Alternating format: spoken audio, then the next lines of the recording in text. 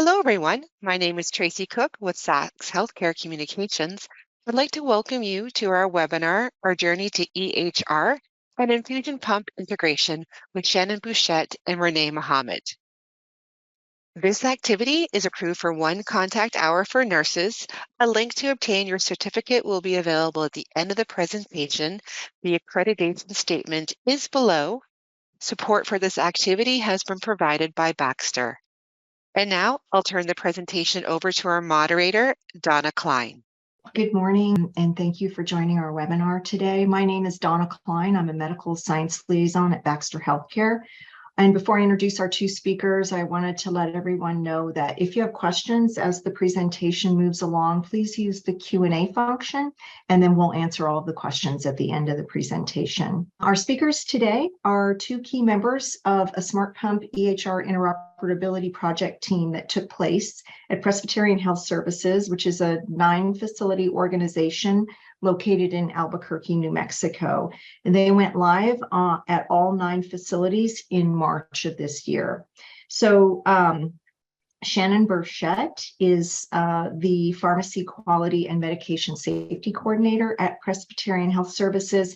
And her role on the project was the pump drug library programming and updates she was responsible for. She's been a pharmacist at Presbyterian Healthcare for 7 years, where she's taken part in multiple roles from staffing to supervising to her current role as the Quality and Medication Safety Coordinator. Renee Mohammed is an EPIC certified senior analyst at Presbyterian. Her role on the project was she was responsible for the clinical application build. She's been a registered nurse for almost 30 years. She started in adult med-surg, and she worked in home care, chronic wound, vent specialty, and eventually transitioning to neonatal intensive care unit. And after being a NICU nurse for 7 years, she began working in health IT and has been a certified EHR analyst for the past 14 years. So welcome, Shannon and Renee. Thank you, Donna. So before we get started, I want to do some brief disclosures. The first is that Shannon and myself are being compensated by Baxter Healthcare for this educational event. The opinions that we share about the integration of the electronic health record with large volume infusion pumps are our own and do not reflect the position of our employers, our electronic health record or infusion pump vendors accepting Baxter, nor their affiliates or associates. We wanted to share some definitions of some acronyms that you may hear throughout this presentation. I will not read all of them. I will draw your attention to the first 3 because you may hear those more frequently or see them listed out on slides. When we say BCMA, we're meaning barcode medication administration. EHR or EMR is our electronic health record. And when we say interoperability relative to infusion pump integration, we are specifically talking about the bidirectional communication of data between the electronic record and the infusion, and from the infusion pumps back to the EHR. So our objectives for today, we want to make sure we explain some of the benefits of integrating the electronic health record with infusion pumps. We're going to describe the phases of our integration from preparation to implementation. We're going to discuss some lessons learned throughout the process and share a few of our next steps that we are embarking upon after our go live.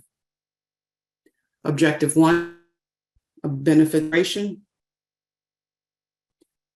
One of our main focuses and goals was to improve safety. Patient safety, as well as medication administration safety, which also contributes to patient safety.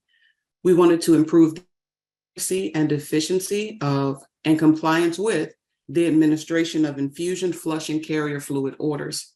We also wanted to standardize and improve the documentation of MAR events and volumes and standardize infusion workflows across the organization. We wanted to improve technology integration by promoting facility formularies and drug libraries. We want and continue to work to reduce or eliminate manual entry pump programming errors. We have certain alerts in place to notify nurses when selected orders do not match the pump entry and or the patient encounter admission or visit.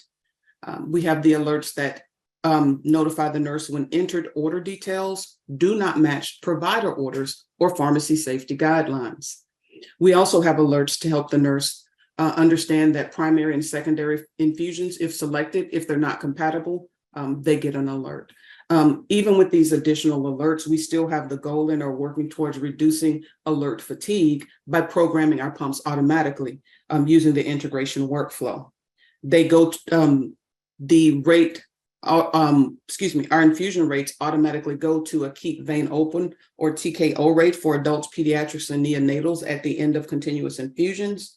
And we set it up to go back to the primary infusion rate after intermittent infusions, or what some may refer to as the IV piggybacks, are completed.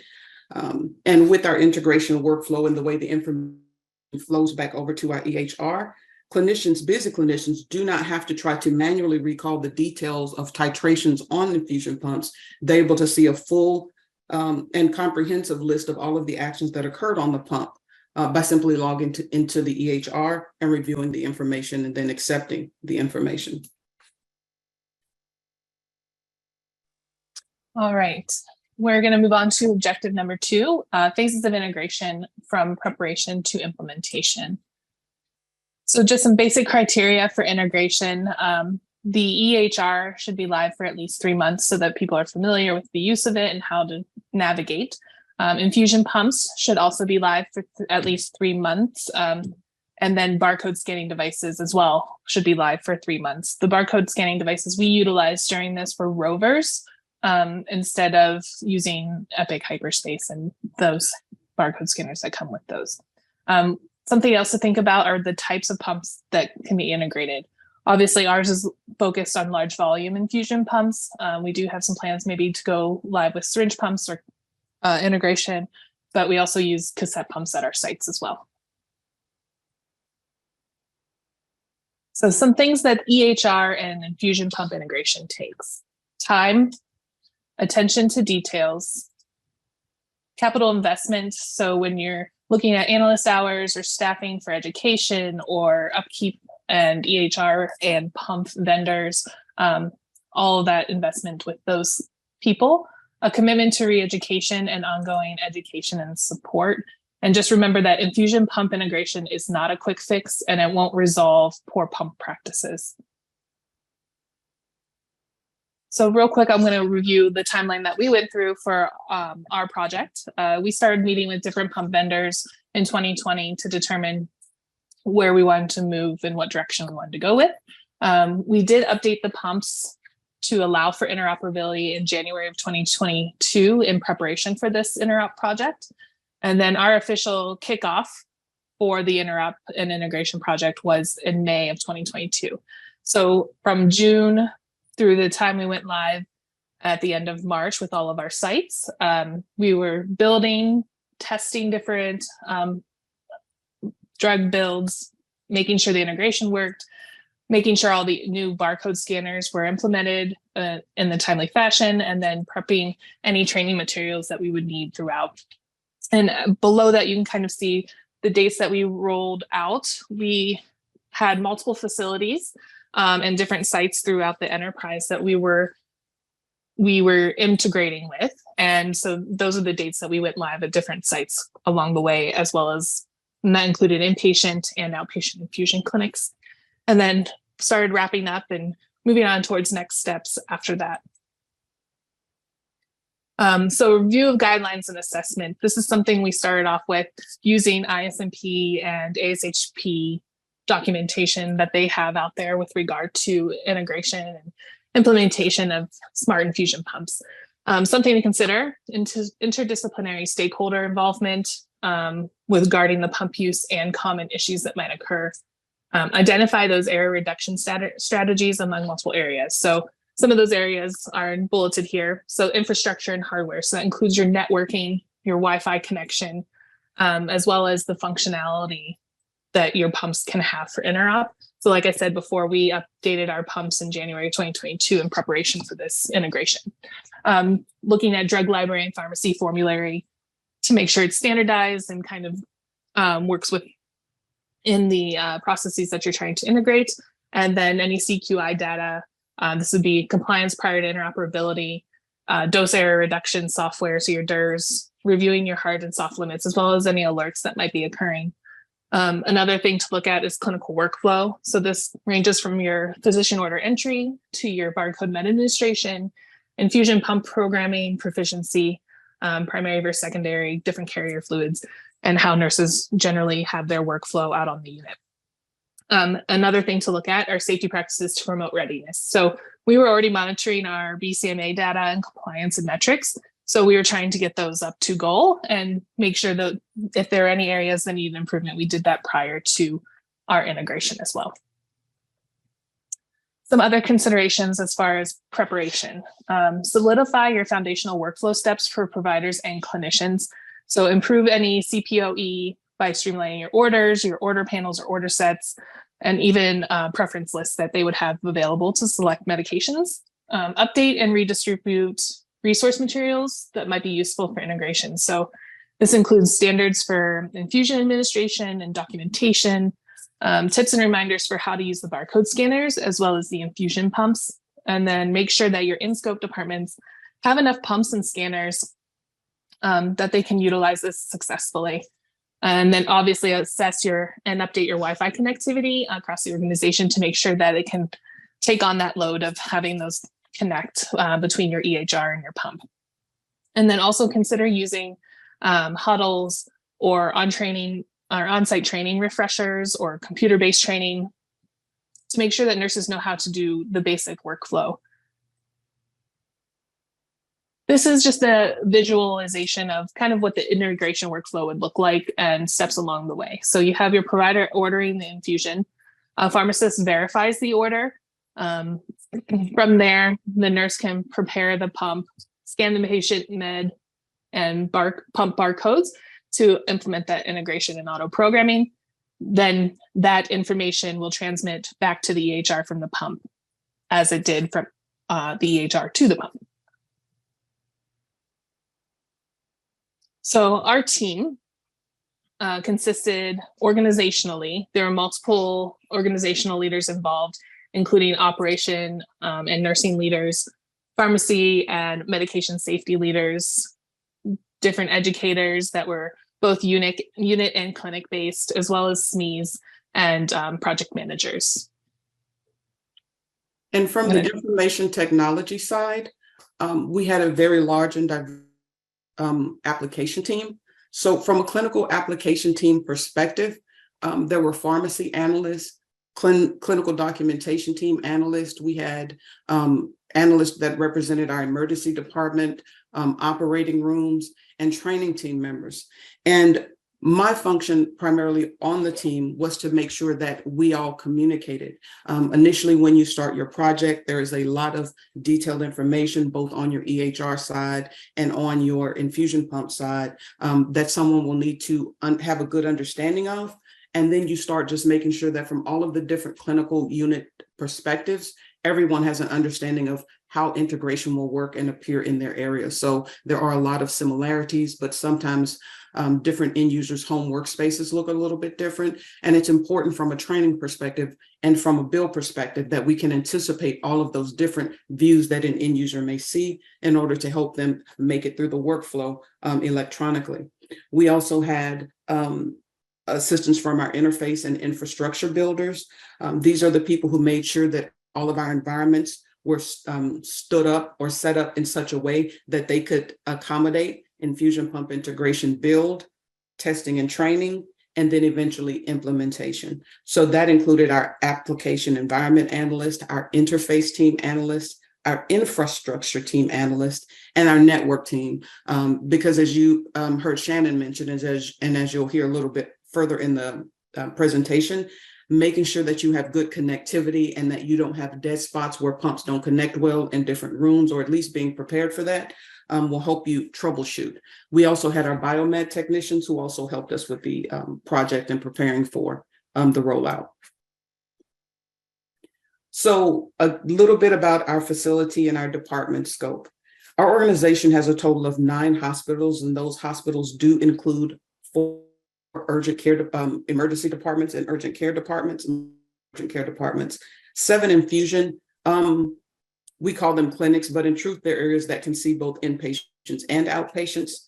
So HODs is what we call those departments. And we had 4 strictly outpatient or clinic areas for oncology and med-oncology that were reviewed to determine if they were going to be in scope for the infusion pump integration.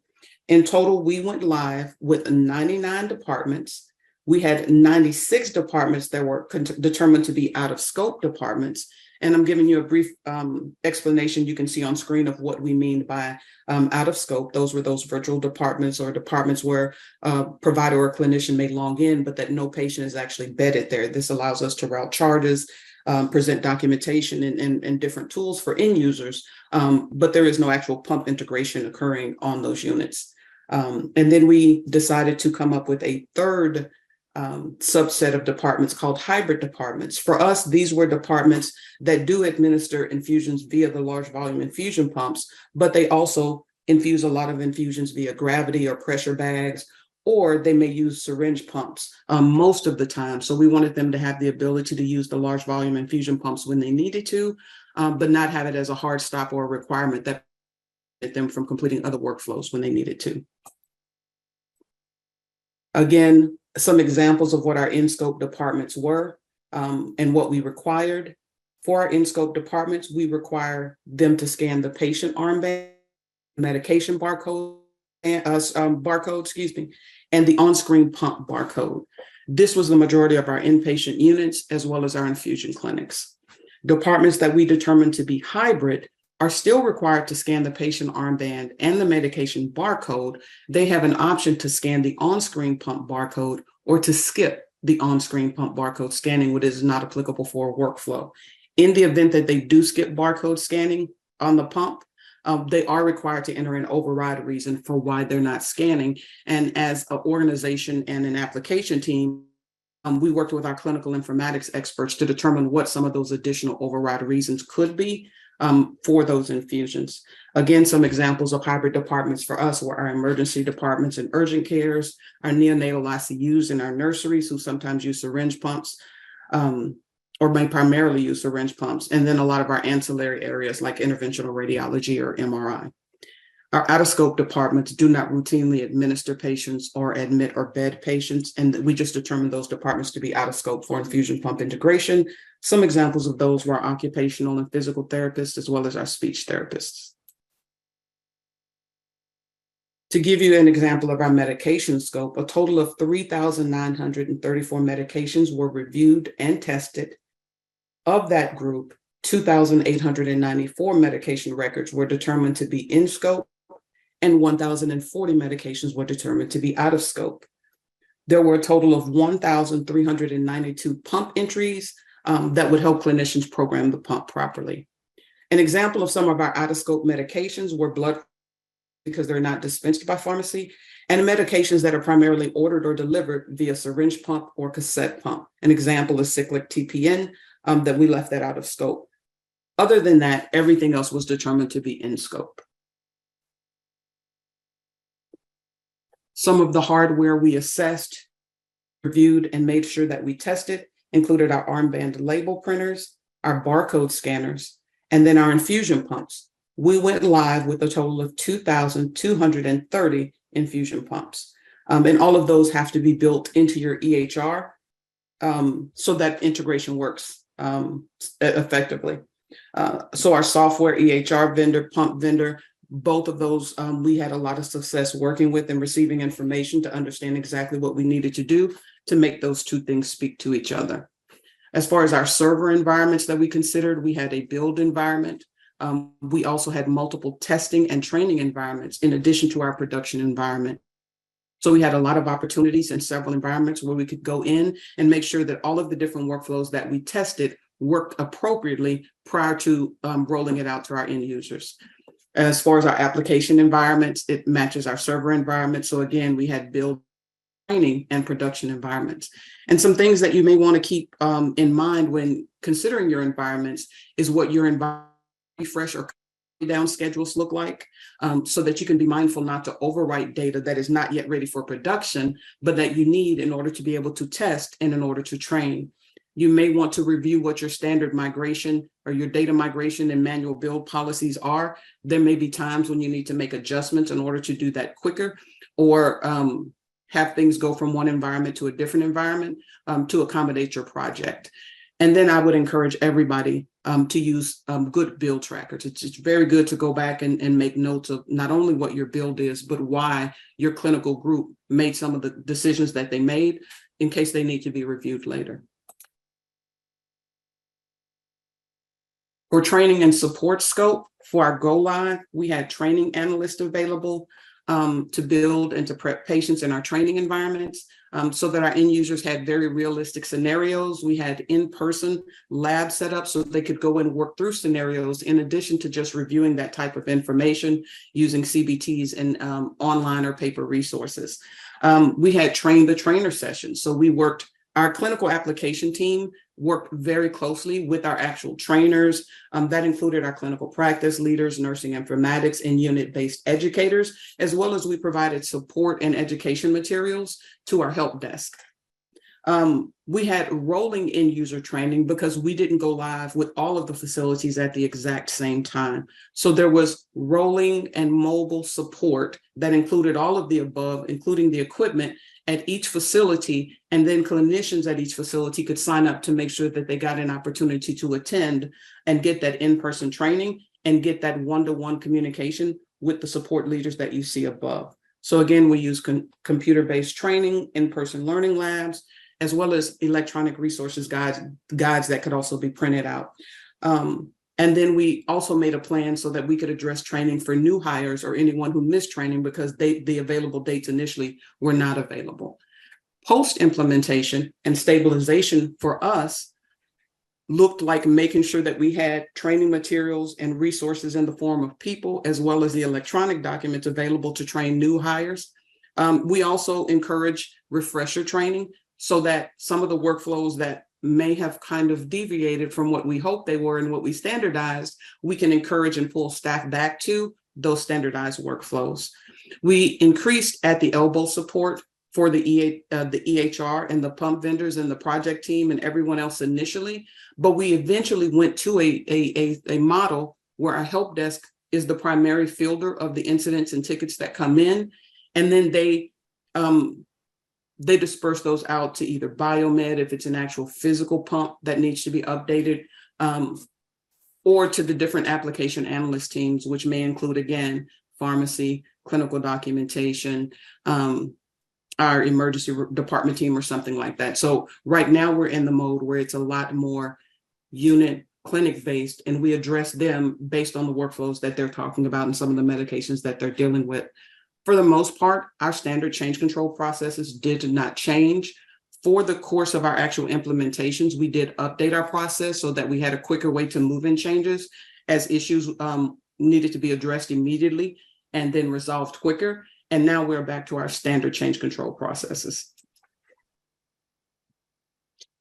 All right. So some drug library considerations to think about and implement before you go live with the interoperability. So the library we had previously had concentrations per 1 ml. You can kind of see the example of the norepi on the left-hand side.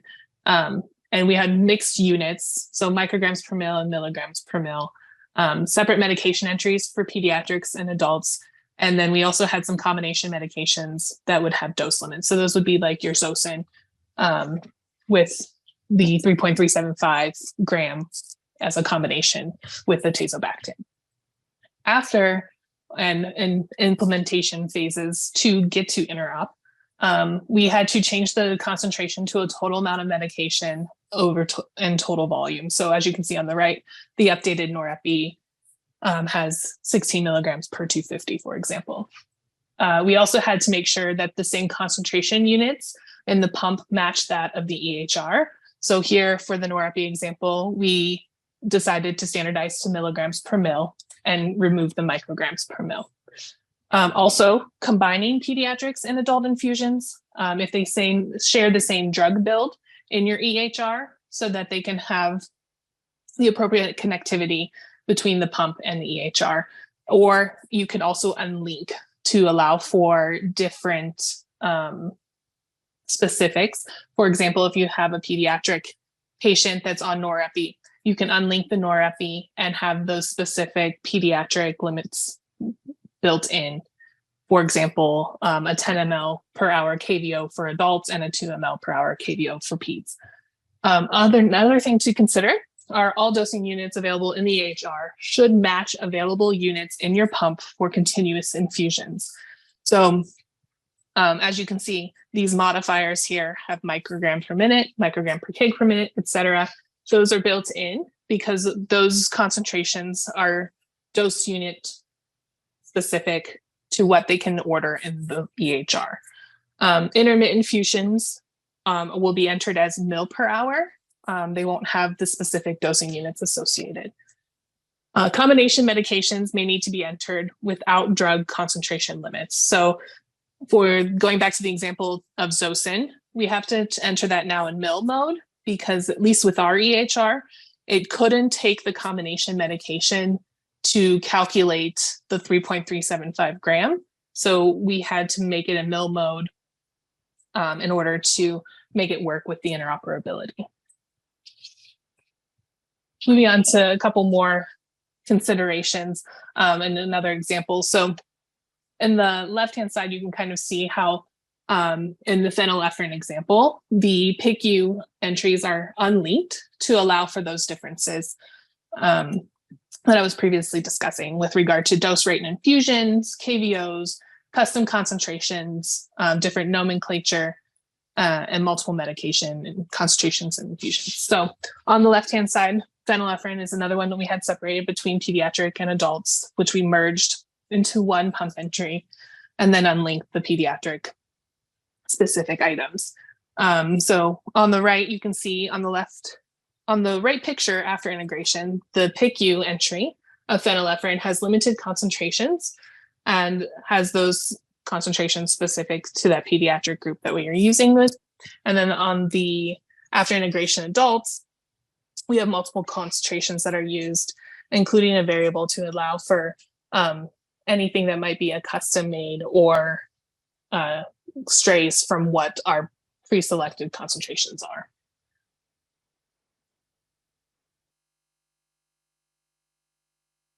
Something else that we completed during all of this was workflow testing. So our EHR vendor provided us with a testing toolkit and a list of different workflows and scripts that we would test to make sure they worked appropriately with interop.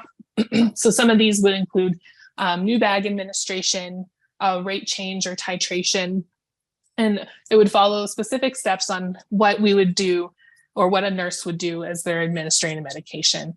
And this includes steps with regard to their MAR actions and how they would process through that documentation.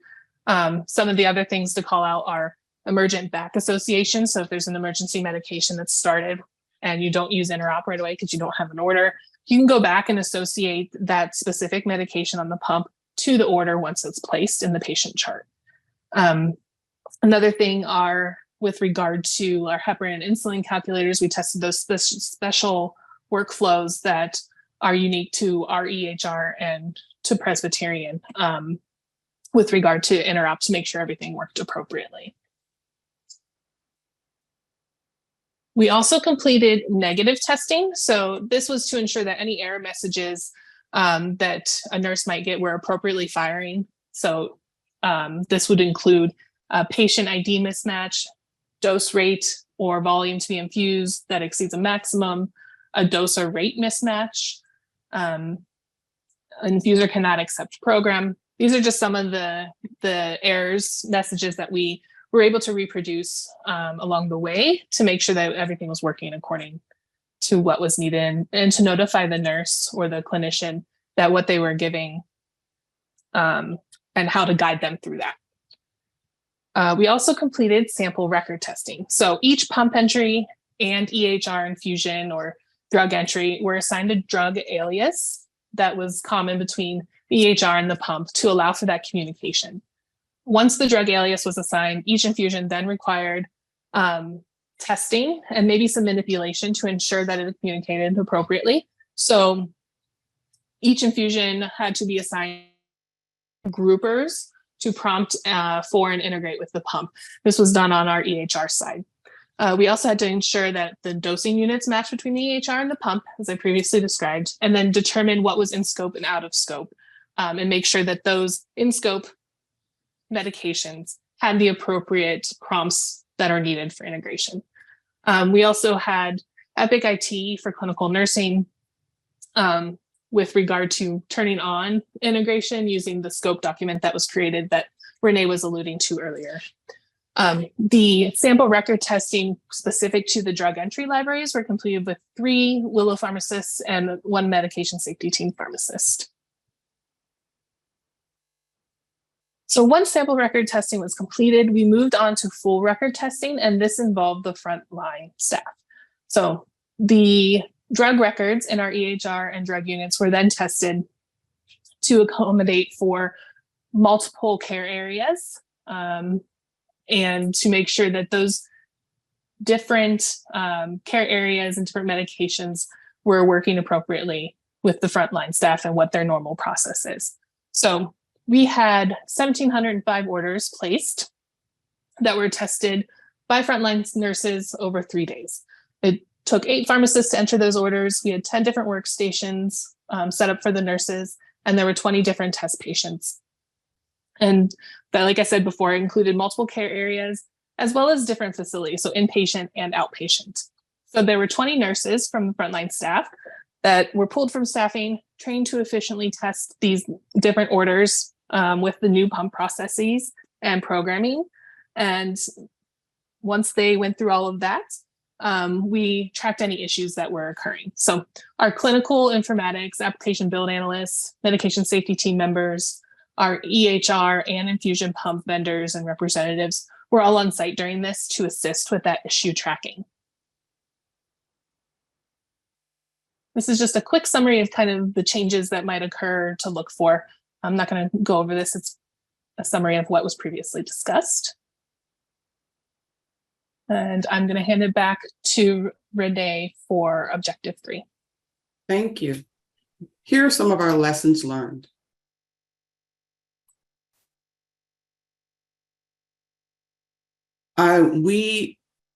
We could not underscore enough the importance of communicating with your clinicians. One of the things that inevitably came up as a question when there are any changes with workflows or documentation or in your organization, some clinicians and providers may ask why are we doing this, or why do we have to change some of the things that we've been doing? So as a clinical leadership team and a build team, we tried to anticipate what some of those questions were so that we had those answers, and we provided those not only in our electronic resource guides, but we had meetings where a lot of those stakeholders were invited so that we could talk through some of the whys of why we were trying to improve it, why we made certain build decisions, and we involved them in that process early on. We revisited and retrained foundational steps for infusion pump integration and documentation. Again, we had very robust CBTs. We had CBTs that were presented from, again, an inpatient perspective, the department's perspective, so different people could see the exact same workflow and how it would appear, along with the other navigators tools that they routinely use. We definitely increased our focus on and more clearly defined our critical medication titration and specialty infusion workflows. Some examples of those are medications such as oxytocin, our insulin infusions, and other critical medication titrations. One of the things that we also worked to do is identify and resolve language barriers. What we found is that a lot of different clinicians may have been using the word, but meaning 2 very different things, and that a lot of clinicians working in the exact same area called, for example, their unit something totally different. And so it was very important for us to take that opportunity to make sure we all had a reorientation to whatever languages and words that we were hearing for primary versus secondary infusions, continuous versus intermittent versus IV piggybacks. And again, if different people had different names for a department, we needed to clearly understand how that department was named and defined in our EHR, in addition to how people were used to referring to it on their unit. We want to make sure that we that we assessed and that we tested and that we resolved as many connectivity issues or dead spots as existed. And what we were pleasantly surprised by is that a lot of our clinicians already knew where those areas were in their respective units.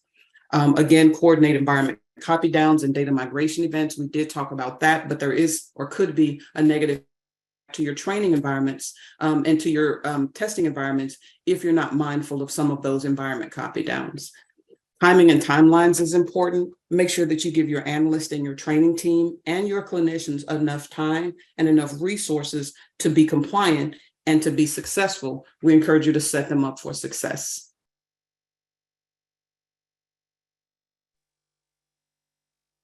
All right, moving on to objective number 4 with regard to our next steps.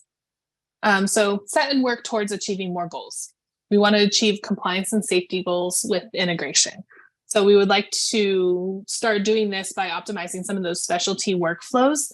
Oxytocin and insulin are a couple examples that we have been trying to improve after we went live. So for example, we had infusion for insulin for DKA, and it was a set dose with a range set and administration instructions. We're changing that to be a range order to decrease the alerts that the nurse would get when they're administering and trying to titrate that infusion. Since the set dose that was previously there would have the nurse override when they were trying to titrate to a different dose based on those administration instructions. And they get that on the Epic side and then on the pump side. So that will hopefully decrease all of those. We want to try and standardize workflows and infusions medications. So this is kind of where I referred earlier to ASHP. We're trying to use standardized for safety, their initiative recommendations to kind of streamline that and improve our pharmacy formulary as well as our standard of workflows that are implemented across the enterprise. Also, along the way, we are updating and improving training materials with any new items that come across, and or if there's something that a workflow that might be improved upon with regard to implementation on the units and by the clinicians. As I was saying earlier with the ASHP standardized for safety recommendations, the 4 boxed items are kind of ones that we were hoping to benefit from with regard to this new implementation.